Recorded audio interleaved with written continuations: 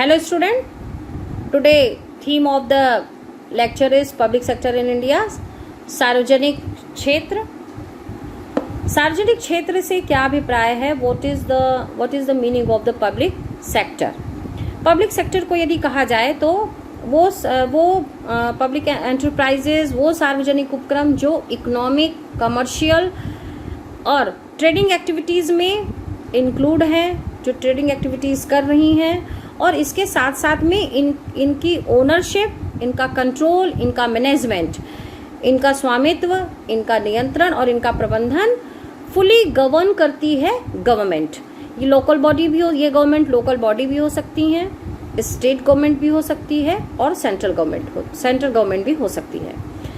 ऐसी कंडीशन में public enterprises का मतलब ही हुआ कि सार्वजनिक उपक्रम वह हैं जो आर्थिक, वाणिज्यिक और व्यापारिक क्रियाओं में शामिल हैं, जिनका स्वामित्व, जिनका प्रबंधन और जिनका नियंत्रण सरकार के हाथों में होता है. इस क्रम में, इस सीक्वेंस को यदि हम थोड़ा सा आगे बढ़ाते हैं तो यदि हम थोड़ा सा फ्लैशबैक में जाएं तो आफ्टर 1947, स्वतंत्रता के बाद, after independence, the first industrial policy launched by the government of India in 1948 and the second industrial policy launched by the government of India in 1956 to improve the public sector. how will make the public sector more efficient. और उनका आर्थिक विकास में, economic development में contribution इस प्रकार से किया जाए, इस प्रकार से लिया जाए कि हमारे यहाँ हमारा जो विजन है डेवलपमेंट का वो पूरा हो सके. इसके बाद यदि हम लोग बात करें तो पब्लिक सेक्टर को डेवलपमेंट के पॉइंट ऑफ व्यू से यदि इसको हम कैटेगराइज करना चाहें तो पहली जो कैटेगरी हो सकती है वो हो सकती है नेशनल ऑब्जेक्टिव.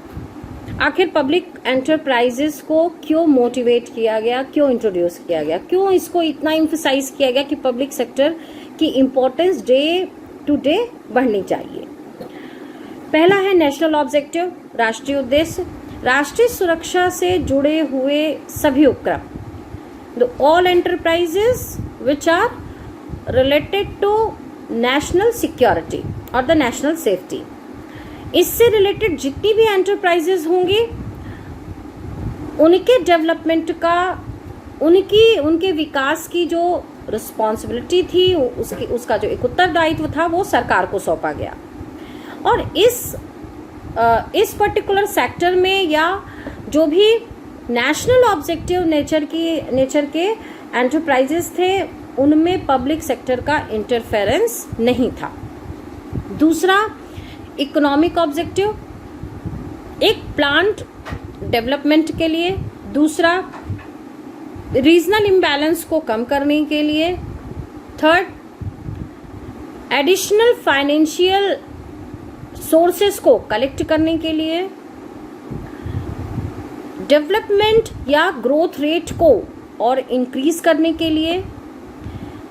इनकम और एम्प्लॉयमेंट के लिए, एडिशनल सोर्सेज जनरेट करने के लिए और एक्सपोर्ट को प्रमोट करने के लिए पब्लिक एंटरप्राइजेस को इंट्रोड्यूस किया गया. ये सेकेंड ऑब्जेक्ट था गवर्नमेंट का कि इकोनॉमिक फैक्टर्स को भी ध्यान में रखते हुए पब्लिक सेक्टर को मोटिवेट किया गया, प्रमोट किया गया कि इसका इंट्रोडक्शन, इसकी ज़रूरत हमारे इकोनॉमिक डेवलपमेंट में ज़्यादा है. थर्ड जो ऑब्जेक्ट था पब्लिक सेक्टर को इंट्रोड्यूस करने के पीछे या मोटिवेट करने के पीछे, वो था सोशल ऑब्जेक्ट, सामाजिक उद्देश्य. सोशल ऑब्जेक्ट में हम बात कह सकते हैं कि समाज में, सोसाइटी में इनकम और एम्प्लॉयमेंट की फैसिलिटीज़ को ज़्यादा से ज़्यादा फैलाना या ज़्यादा से ज़्यादा उसको उत्पन्न करना. और सबसे इम्पोर्टेंट फैक्टर था सोशल जस्टिस, सामाजिक न्याय. लोगों में आय को समान करना, लोगों में रोजगार के अवसर पहुंचाना. दूसरा था इसमें इंडस्ट्रियल सेक्टर में जो एक सिकनेस थी आफ्टर इंडिपेंडेंस, स्वतंत्रता के बाद, उस सिकनेस को दूर करने के लिए भी, उस कमी को दूर करने के लिए भी पब्लिक सेक्टर को इंट्रोड्यूस किया गया। तीसरा जो था, मोनोपोली टेंडेंसी को भी रिमूव करना, मतलब एकाधिकार की जो प्रवृत्ति थी, जो एक टेंडेंसी थी, उसको भी धीरे धीरे हटाना। इसके लिए भी पब्लिक सेक्टर को जरूरी माना गया। इसके साथ में था जो इनकम डिस्पैरिटीज थी उसको कम करना, रिड्यूसिंग द इनकम डिस्पैरिटीज, आय की असमानता को कम करना। जो नेक्स्ट इसमें पर्टिकुलर सोशल ऑब्जेक्ट था वो था इंफ्रास्ट्रक्चर फैसिलिटीज को इम्प्रूव करना। आधारभूत जो सुविधाएं थी जैसे बैंकिंग सेक्टर, इंश्योरेंस सेक्टर या टूरिज्म, इस तरह की चीज़ों को और ज़्यादा प्रमोट करने के लिए भी पब्लिक सेक्टर की इम्पोर्टेंस महसूस की गई। इसके बाद यदि हम लोग कहें तो सबसे इसमें एक अहम मुद्दा था consumer welfare, to ensure consumer welfare, उपभोक्ताओं के कल्याण को सुनिश्चित करना। इन 3 पर्टिकुलर ऑब्जेक्ट को या इन 3 पर्टिकुलर उद्देश्यों को ध्यान में रखते हुए गवर्नमेंट ऑफ इंडिया ने पब्लिक सेक्टर को प्रमोट किया और इसके लिए इंडस्ट्रियल पॉलिसीज को टाइम टू टाइम अमेंड किया है, इसमें संशोधन किया है और इसको इम्प्लीमेंट किया है। अब बात यदि हम करें डेवलपमेंट की इम्पोर्टेंस की, तो आखिर इंडियन कॉन्स्टिट्यूट में पब्लिक सेक्टर की क्या इम्पोर्टेंस है, क्यों पब्लिक सेक्टर को इतना मोटिवेट किया गया, क्यों इसकी रिक्वायरमेंट, इसकी नीड को महसूस किया गया। तो सबसे फर्स्ट जो हम लोग यहाँ पे बात करेंगे वो है to providing rapid speed to economic development, आर्थिक विकास को तीव्र गति देना। सिर्फ प्राइवेट सेक्टर के थ्रू यदि हम इकोनॉमिक डेवलपमेंट के कंसेप्ट को पूरा करना चाहते थे तो नहीं हो सकता था, क्योंकि जब हमको स्वतंत्रता मिली, जब हम लोग इंडिपेंडेंट हुए, उस समय इंडियन इकोनॉमी बहुत वर्स्ट कंडीशन में थी। हमारा जो इंडस्ट्रियल सेक्टर था वो पूरी तरह से खत्म हो चुका था। तो ये बहुत चैलेंजिंग फैक्टर था सरकार के सामने, पूरे देश के सामने, कि कैसे हम अपने आप को इम्प्रूव करें, कैसे सुधार करें कि हमारे यहाँ का हमारी जो इंडस्ट्रीज पूरी तरह से खत्म हो चुकी थी, जिनको पूरी तरह से डिस्ट्रॉय किया जा चुका था, उनको फिर से कैसे हम अलाइव करें, कैसे जीवित करें। तो इस पर्टिकुलर पॉइंट को यदि हम ध्यान में रखें तो पब्लिक सेक्टर की इम्पोर्टेंस सबसे ज़्यादा थी।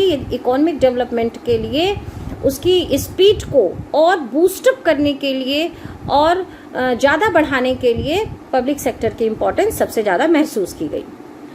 दूसरी बात आती है कि यदि हम बात करें इन्वेस्टमेंट की भी, तो इन्वेस्टमेंट चूँकि कंडीशंस और सर्कमस्टांसेस उस समय के ऐसे थे कि प्राइवेट सेक्टर या एंटरप्रेन्योर्स जो थे, प्राइवेट एंटरप्रेन्योर्स, वो उतना इन्वेस्टमेंट नहीं कर पा रहे थे क्योंकि रिस्क का फैक्टर बहुत ज़्यादा था। तो ऐसी कंडीशन में गवर्नमेंट को अपनी तरफ से यदि इन्वेस्टमेंट करना था तो पब्लिक सेक्टर की रिक्वायरमेंट सबसे ज़्यादा थी। दूसरा था प्रोवाइडिंग इंफ्रास्ट्रक्चरल फैसिलिटीज़, आधारभूत सेवाएं प्रदान करना। यहाँ पे यदि हम बात कहें तो स्टार्टिंग फेज में इंडिया में जब पब्लिक सेक्टर को इंट्रोड्यूस किया गया, उस समय banking sector, transportation, electricity, insurance, ये सब अपने बहुत बुरे वक्त से गुजर रहे थे।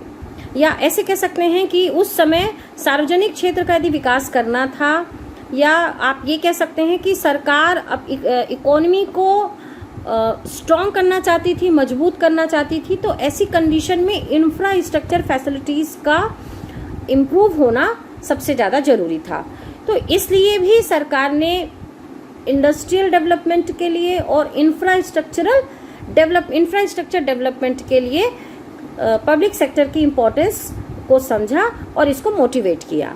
तीसरा जो था वो पॉइंट था मोनोपोली और सेंट्रलाइजेशन, मतलब control over the monopoly and the centralisation. सार्वजनिक क्षेत्र का विस्तार करके सरकार निजी क्षेत्र का जो एकाधिकार था, जो उनकी मोनोपोली थी, और इकोनॉमिक पावर जो सेंट्रलाइज हो चुकी थी, इसको कंट्रोल करना चाहती थी। तो गवर्नमेंट ने पब्लिक सेक्टर को इंट्रोड्यूस किया, और पब्लिक सेक्टर को इंट्रोड्यूस करके जो एक प्राइवेट सेक्टर ने मोनोपोली बना के रखी हुई थी, या मोनोपोली जो प्राइवेट सेक्टर की होती है, और इकोनॉमिक पावर जो कहीं ना कहीं प्राइवेट सेक्टर के हाथ में ही सेंट्रलाइज हो जाता है, इसको भी मोबिलाइज करने के लिए, मूव करने के लिए पब्लिक सेक्टर की इम्पोर्टेंस बहुत ज़्यादा है। इसके बाद बात आती है रीएलोकेशन ऑफ वेल्थ। यदि हम सिर्फ प्राइवेट सेक्टर के बिहाव पे, बेसिस पे इस विजन को, इस कंसेप्ट को पूरा करना चाहें, इस मोटिव को यदि पूरा करना चाहें कि हम धन का पुनर्वितरण कर दें, रीएलोकेशन कर दें, और जो इनइक्वालिटी सोसाइटी में है, कुछ लोग गरीब, कुछ लोगों के पास एम्प्लॉयमेंट है, कुछ लोगों के पास एम्प्लॉयमेंट नहीं है, कुछ के पास कुछ रिच क्लास ज़्यादा है, पुअर क्लास ज़्यादा, रिच क्लास कम है, पुअर सेक्शन बहुत ज़्यादा है।